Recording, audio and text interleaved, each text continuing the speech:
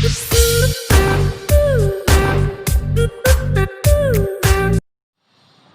विद्यार्थियों, नमस्ते। मैं Gajendra Singh Baradwa BBN live classes में आज फिर से आपका अभिनंदन है। आज हम टॉपिक लेके आए हैं पद परिचय।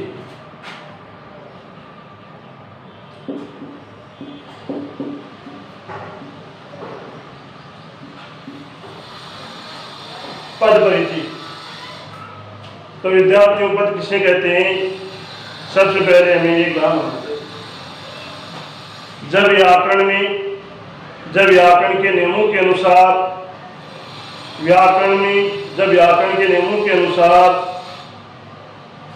वाक्य में शब्द का प्रयोग किया जाता है, उसे क्या कहते हैं? पद कहते हैं। जब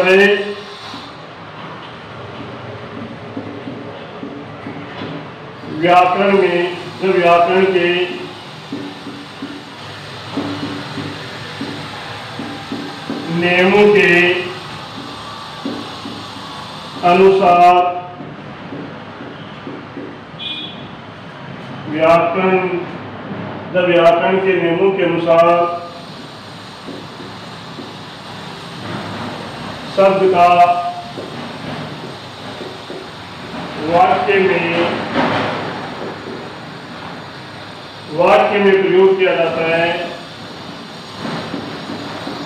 वाक्य में प्रयोग किया जाता है,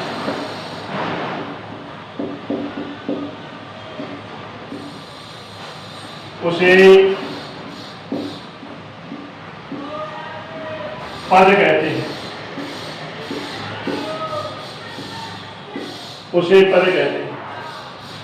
यानी जब व्याकरण के नियमों के अनुसार शब्द का वाक्य में प्रयोग किया जाता है, उसे क्या कहते हैं? पद कहते हैं। अब विद्यार्थियों, पद के दो भेद होते हैं। यानी पद है वह दो प्रकार के होते हैं।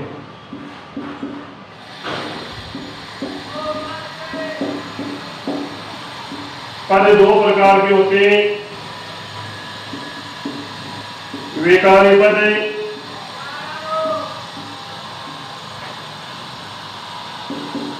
और अविकारी पद।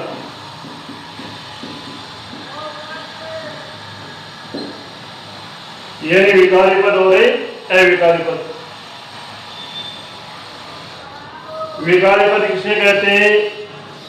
जो पद या शब्द लिंग, वचन, कारक के अनुसार परिवर्तन हो जाता है, बदल जाता है, उसे क्या कहते हैं? विकारी पद कहते हैं। अविकारी पद, अ का मतलब होता है बिना या अप्रभावित।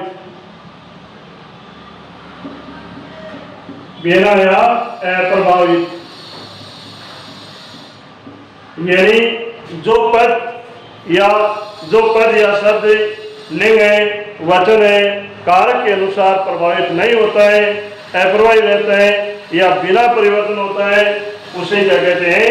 अविकारी पद कहते हैं। अब देखते हैं विद्यार्थियों, विकारी पद है वह चार प्रकार के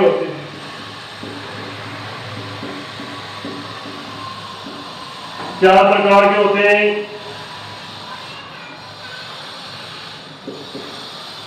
संज्ञा,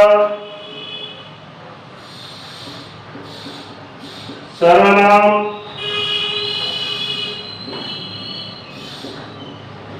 विशेषण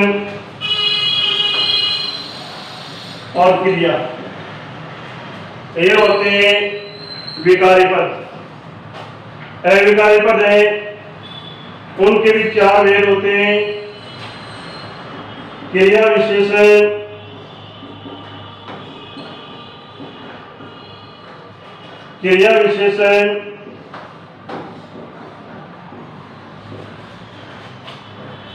विस्मयादिबोधक,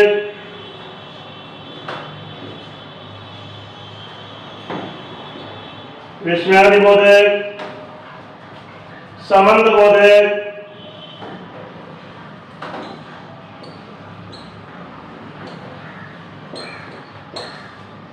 संबंध बोधक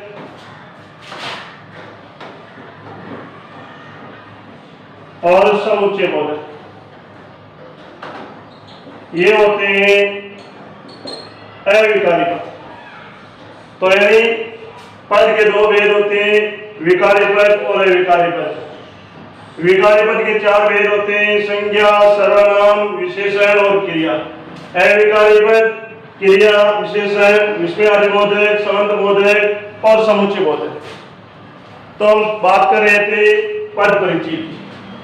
तो सबसे पहले विकारी पद में क्या है? संज्ञा। तो देखेंगे पद परिचय आप किस तरह से जानोगे। तो विद्यार्थियों,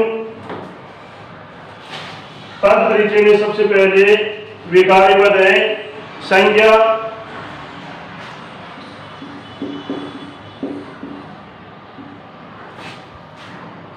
यानी संज्ञा का अर्थ होता है सम प्लस ज्ञा। सम का अर्थ होता है सम्यक प्लस ज्ञान। सम्यक यानी ठीक से ज्ञान, ये जो ठीक से ज्ञान होता है उसे क्या कहते हैं? संज्ञा कहते हैं। अब संज्ञा में यानी संज्ञा नाम, यानी किसी का भी नाम हो, जैसे मेरा नाम है, आपका नाम है, अपने देश का नाम है, ये सब क्या है? यही संज्ञा होती है। और संज्ञा के मुख्य रूप से तीन भेद माने गए, लेकिन अंग्रेजी व्याकरण के कुछ विद्वानों ने उन्हें 5 भेद बताए। तो संज्ञा के प्रकार यानी मुख्य रूप से 3 है।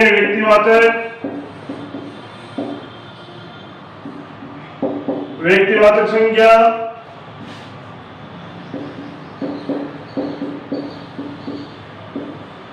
जातिवाचक संज्ञा,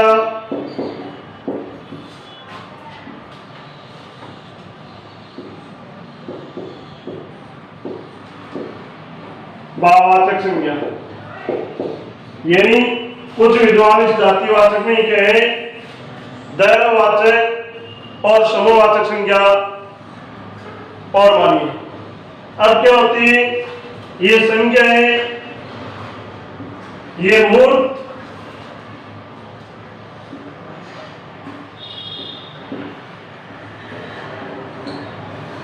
और अमूर्त रूप होता है। तो विद्यार्थियों, मूर्त होता है जिसे हम देख सकते हैं, जिसे हम स्पर्श कर सकते हैं, जिसे हम छू सकते हैं, वह कौन सी होती है? मूर्त होती है। अमूर्त का मतलब होता है जिसे हम स्पर्श नहीं कर सकते, जिसे हम छू नहीं सकते। तो ये ध्यान रखना, ये व्यक्तिवाचक संज्ञा और जातिवाचक संज्ञा। ये मूर्त संज्ञा है, यानी उसे हम स्पर्श कर सकते हैं, इसे हम देख सकते हैं, इसे हम छू सकते हैं। लेकिन जो भाववाचक संज्ञा है वह अमूर्त संज्ञा है। ये जैसे व्यक्तिवाचक संज्ञा, यानी जिस व्यक्तिवाचक संज्ञा से कहते हैं, यानी जिस संज्ञा में विशेष व्यक्ति का बोध होता है उसे व्यक्तिवाचक संज्ञा कहते हैं। या उसको दूसरे तरीके में ये भी कह सकते हैं, जिस संज्ञा में एक ही व्यक्ति, एक ही वस्तु, एक ही स्थान, यानी एक ही व्यक्ति का बोध होना चाहिए, एक ही वस्तु होनी चाहिए, एक ही स्थान होना चाहिए, उसे भी क्या कहते हैं? व्यक्तिवाचक संज्ञा कहते हैं। और जातिवाचक संज्ञा वह होती है जिस संज्ञा में समस्त जाति का बोध होता है। अर्थात क्या है? एक से अधिक व्यक्ति, एक से अधिक वस्तु, एक से अधिक स्थान, उसे क्या कहते हैं? यानी एक से जो अधिक आते हैं वह किसके अंतर्गत आते हैं? जातिवाचक संज्ञा के अंतर्गत आते हैं। भाववाचक संज्ञा क्या है? वह अमूर्त संज्ञा है, वह भी उसको स्पर्श या छू नहीं सकते हैं। यानी जिस संज्ञा में भाव है, गुण है, दोष है, दशा है, अवस्था है, उन्हीं को क्या कहते हैं? भाववाचक संज्ञा कहते हैं। जैसे ईमानदारी है, ईमानदारी को हम देख नहीं सकते। बुढ़ापा है, बुढ़ापा को हम छू नहीं सकते, स्पर्श नहीं कर सकते। ईमानदारी है, अच्छाई है, सदाचारी है, ये सब क्या है? ये अमूर्त है, इनको हम स्पर्श नहीं कर सकते, इसको हम छू नहीं सकते। जैसे व्यक्तिवाचक संज्ञा में जैसे श्याम है तो श्याम के किसी व्यक्ति का नाम है, तो उसे हम छू सकते हैं, देख सकते हैं।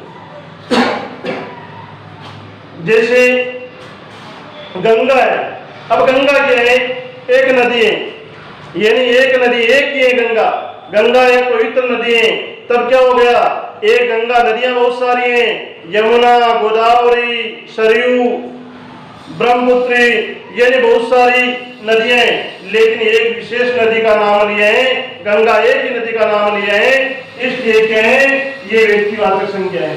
जिस तरह से नदी, अब यह नदी है, नदी आती क्या हो गया? जातिवाचक संज्ञा हो गई। यानी नदी क्या है? यानी एक से अधिक नदियां, इसमें सब नदी आ गई, यानी गंगा नदी भी आ गई, यमुना नदी भी आ गई, जमुना भी आ गई, कावेरी भी आ गई, सरयू भी आ गई, गोदावरी भी आ गई, यानी सब नदियां आ गई, यानी समस्त नदी नाम की जाति का बोध करा रही है, इसलिए जातिवाचक संज्ञा है। अब ले लेते हैं हिमालय। हिमालय के एक पर्वत है, यानी हिमालय सबसे ऊंचा पर्वत है। अब के एक ही पर्वत का विशेष रूप से नाम लिया है हिमालय, इसलिए क्या हो गया? व्यक्तिवाचक संज्ञा हो गई। और यदि पर्वत, अब ये पर्वत है, ये पर्वत ही संपूर्ण विद्यार्थी नाम की, संपूर्ण पर्वत नाम का बोध प्रकट करा रहा है, इसलिए क्या है? यानी पर्वत में अरावली पर्वत भी आ गया, हिमालय पर्वत भी आ गया, विंध्याचल पर्वत भी आ गया, अपने हर्ष वाला पर्वत भी आ गया, इसलिए के संपूर्ण पर्वत नाम की जाति का बोध करा रहे हैं। जैसे यानी मोहन ईमानदार विद्यार्थी, मोहन ईमानदार विद्यार्थी, तो मोहन है यानी विद्यार्थी पढ़ने वाले होते हैं, उनकी जाति क्या होती है? विद्यार्थी होते हैं, लेकिन एक मोहन का नाम लेकर के पुकारा है, इसलिए क्या है? ये व्यक्तिवाचक संज्ञा होगी। यदि ऐसा होता कि विद्यार्थी सदाचारी होते, विद्यार्थी सदाचारी होते, तो यानी विद्यार्थी पढ़ने वाले समस्त विद्यार्थी जाति की बोध प्रकट करवा रही है, इसलिए क्या है? ये जातिवाचक संज्ञा है। यानी हिंदी की पुस्तक पढ़ना अच्छा रहता है। अब इसमें क्या है? पुस्तकें बहुत सारी हैं, हिंदी, अंग्रेजी, सामाजिक, फिजिक्स, तो बहुत सारी पुस्तकें, भूगोल है, लेकिन के यहाँ पे हिंदी की पुस्तक का नाम लिया है, इसलिए ये व्यक्तिवाचक संज्ञा हो गई। यदि यहाँ भी ऐसे हो जाता, हम ये कर लेते हैं कि पुस्तकें पढ़ना अच्छा रहता है, तब क्या है? एक से अधिक पुस्तकें हो गई, तब वह क्या हो जाती है? जातिवाचक संज्ञा हो जाती है। यानी भाववाचक संज्ञा में ध्यान रखने का ये है कि अमूर्त होती है, इसे हम छू नहीं सकते, उसे हम देख नहीं सकते, और भाववाचक संज्ञा के अंत में तौ, पन, वट, ता, आई, ये शब्द है, पा, ये अंत में आते हैं, तो मानना भाववाचक संज्ञा। जैसे मम में तो प्रत्यय से क्या हो गया? ममत्व है, ममत्व है, ये भाव हो गया। बड़ा, पन, उसे पन प्रत्यय लगाने से क्या हो गया? बड़पन। वट, सजा, सजा के अंदर वट लगाने से क्या हो गया? सजावट। वीर, और वीर में ता लगाते भाववाचक संज्ञा बन गई वीरता। पा, मोटा, मोटा में पा लगाने से क्या बन गया? मोटापा। बुरा, बुरा में आ लगाने से क्या बन गई? बुराई। इसलिए क्या है? भाववाचक संज्ञा के अंत में तौ, पन, वट, ता, आई, पा ये आते। तो हम कोई भी वाक्य आ गया और उसका पद परिचय देना है, तो संज्ञा में किस तरह से आपको इस पद का परिचय दोगे, पहले में ध्यान रखेंगे। जैसे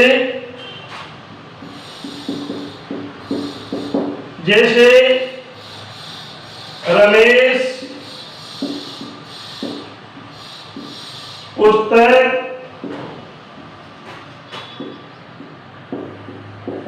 पुस्तक पढ़ रहा है, रमेश पुस्तक पढ़ रहे हैं, अपने को पद परिचय बता रहे हैं। रमेश, पहले रमेश का पद परिचय बता रहे हैं, तो सबसे पहले रमेश का पद परिचय बताओगे तो सबसे पहले संज्ञा। रमेश के एक व्यक्ति है और जहां व्यक्ति का नाम होता है वहां क्या होती है, संज्ञा होती है। तो रमेश के संज्ञा है, लेकिन संज्ञा के भी तीन भेद होते हैं, व्यक्तिवाचक संज्ञा, जातिवाचक संज्ञा और भाववाचक संज्ञा।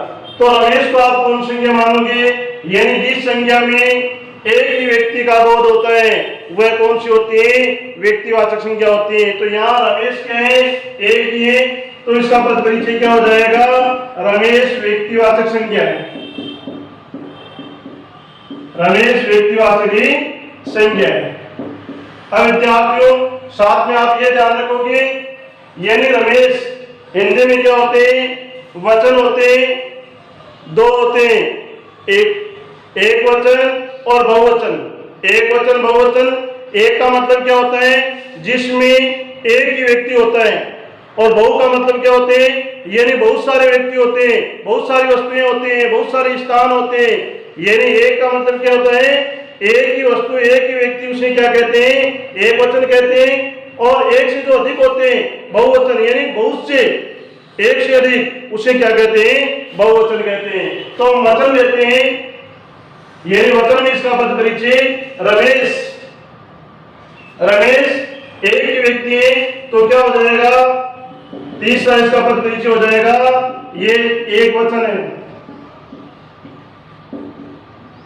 ये एक वचन है। अब इसका अगला पद परिचय लेते हैं। हिंदी में लिंग है वह दो प्रकार के होते हैं, स्त्रीलिंग और पुल्लिंग। यानी जहां पुरुष का बोध होता है वहां पुल्लिंग होता है, जहां स्त्रियों का बोध होता है वह स्त्रीलिंग होता है। तो रमेश क्या है, रमेश एक पुरुष है, और कर्ता जो ये करता है रमेश, इसका क्या है, पढ़ रहा है क्रिया, पढ़ रहा है क्रिया का भी प्रभाव पड़ रहा है, पढ़ रहा है, पढ़ रहा है, तो क्या है, ये पुरुषवाचक है। यदि पढ़ रही है, पढ़ रही है, क्रिया ये होती पढ़ रही है, तो क्या हो जाता, स्त्रीलिंग होता। लेकिन यह क्या है, पढ़ रहा है, तो ये क्या है, रमेश क्या है, ये पुल्लिंग है। अगला पद परिचय क्या हो जाएगा, ये पुल्लिंग है। फिर विद्यार्थियों देखते हैं, ये रमेश क्रिया, यानी संज्ञा हो गई, संज्ञा संबंधी पद परिचय हो गया, वचन संबंधी हो गया, लिंग संबंधी हो गया। अब चलते हैं क्रिया संबंधी। तो पढ़ रहा है, कौन पढ़ रहा है, रमेश पढ़ रहा है, तो रमेश क्या है, करता है, क्या है, करता। तो आप अपना पद परिचय लिख सकते हो, रमेश, रमेश क्रिया का करता है। तो इस तरह से क्या है विद्यार्थियों, आप किसी भी पद का परिचय दे सकते हो। अब देख रहे हैं, अब देखते हैं पुस्तक, पुस्तक का पद परिचय बताइए। तो अभी भी आपको बताया था कि सबसे पहले अपन देख लिए संज्ञा। तो किसी व्यक्ति वस्तु स्थान के नाम को संज्ञा कहते हैं। तो पुस्तक क्या है, एक वस्तु का नाम है, तो क्या है, ये संज्ञा है। अब संज्ञा है, अब ये व्यक्तिवाचक है, ये जातिवाचक है, ये देखना है। तो क्या है, पुस्तक, यानी इसमें कोई विशेष पुस्तक का नाम नहीं लिया, इसमें सभी पुस्तकें आ गई, चाहे संस्कृत हो, चाहे हिंदी हो, चाहे अंग्रेजी हो, चाहे सामाजिक हो, चाहे विज्ञान हो, यानी कोई भी पुस्तक है। तो ये पुस्तक क्या है, समस्त पुस्तक की जाति का बोध करा रही है। तो कौन संज्ञा हो गई, जातिवाचक संज्ञा।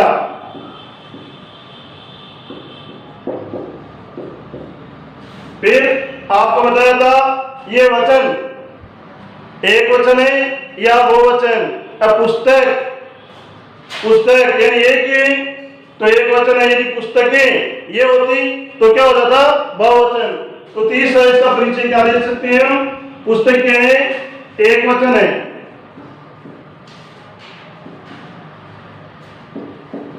अब देखते हैं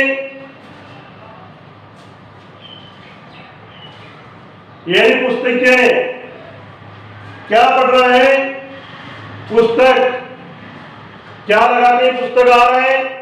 आपको पिछली वीडियो बताए थे यानी क्या, यानी सकर्मक क्रिया, तो ये क्या है, कर्म है। ये क्या है, कर्म है। तो क्या है, पढ़ रहा क्रिया का क्या है, ये